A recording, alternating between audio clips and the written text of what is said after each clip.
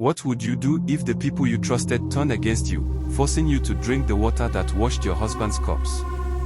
This is the story of Ada, a woman who loved deeply and lost everything. It all began when she married Kingsley, the man who made her feel like the world was brighter than it had ever been. He was kind, hardworking, and treated her like a queen. They shared dreams of building a life together, and for a while, it seemed like nothing could come between them.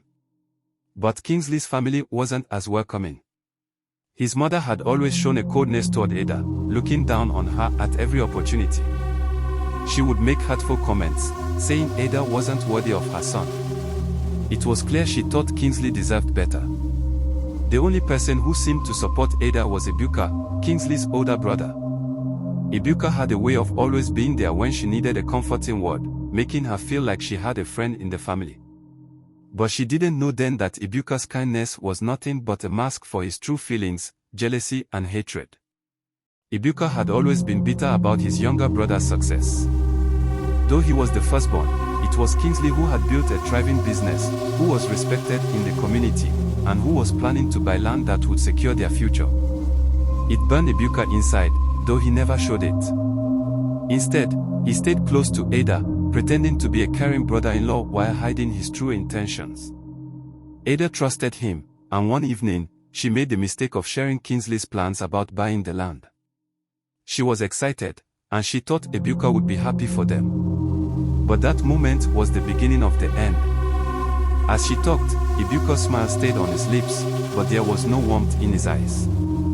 Behind that smile, his mind was already working out how to bring his brother down. A few days later, there was heavy rain. It was late, and Kingsley hadn't come home yet. Ada was worried, sitting by the window, hoping to see his figure walking down the muddy path. Suddenly, there was a knock on the door. It was Ebuka, soaked from the rain, his face serious. "Kingsley hasn't come back, has he?" he asked. She shook her head. Without saying much, he turned and disappeared into the darkness, saying he would go look for him. The next morning, the cries of the villagers pierced through the quiet air. Ada rushed outside and found a crowd gathered near the roadside. Her heart sank when she saw what they were surrounding. There lay Kingsley, cold and lifeless.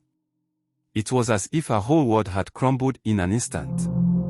She fell to her knees, wailing in disbelief. The love of her life was gone. Ebuka was the first to comfort her, holding her tightly as she sobbed. "We will find out who did this," he whispered in her ear. But Ada didn't know that Ebuka's comfort was just another lie, a well-played act. Weeks passed, and though Ada was deep in mourning, the whispers began to grow louder. People started to talk, saying that perhaps Kingsley's death wasn't an accident. They said it was too convenient, that there was something strange about how things happened. Ada didn't pay much attention to the rumors at first. She thought it was just the cruel way some people talked during tragic times. But then, Ebuka stood before the village council one day and said, "I hate to say this, but there's something I must share." His voice trembled as if it pained him to speak, but his eyes glinted with hidden satisfaction. He told them that Ada had been unhappy in her marriage, that she had complained to him about Kingsley being difficult, and that she seemed desperate to get her hands on the money Kingsley was saving to buy the land. "I didn't want to believe it," he said, "but maybe she had something to do with my brother's death." The elders listened, and before long, the whole village turned against her. Everywhere Ada went, people would look at her with suspicion. She could hear the whispers behind her back, accusing her of being a murderess.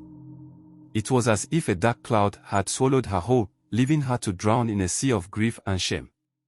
One morning, the village elder sent for her. She was brought before them, and the oldest of the council stood up and said, "Ada, to prove your innocence, you must go through the ancient ritual. You will be made to drink the water used to wash Kingsley's body. If you are innocent, you will survive. If you are guilty, the spirits will punish you." Ada's heart raced. The thought of drinking that water that had touched her husband's dead body, made her feel sick. But she had no choice.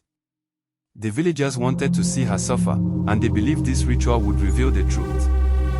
She was taken to the place where Kingsley's body had been laid out. The water used to wash him was brought to her in a small, clay cup. The elders stood around, their eyes fixed on her, and the crowd pressed in close, waiting to see if she would live or die. Two strong men held her by the arms, forcing her to kneel. Ada struggled, her voice cracking as she pleaded, "Please, I am innocent. I did not harm my husband." But her cries fell on deaf ears. The men tilted her head back, and the elder who had spoken before stepped forward. He poured the foul liquid down her throat, and she could feel the bitterness burn as it went down. She choked and sputtered, her body trembling with fear and revulsion. As she collapsed onto the ground, gasping for breath, the crowd watched closely.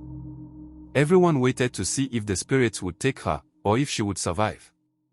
And as the world around her faded to darkness, Ada could only wonder if she would ever see the truth come to light, or if she would be swallowed forever by the lies of the one who betrayed her.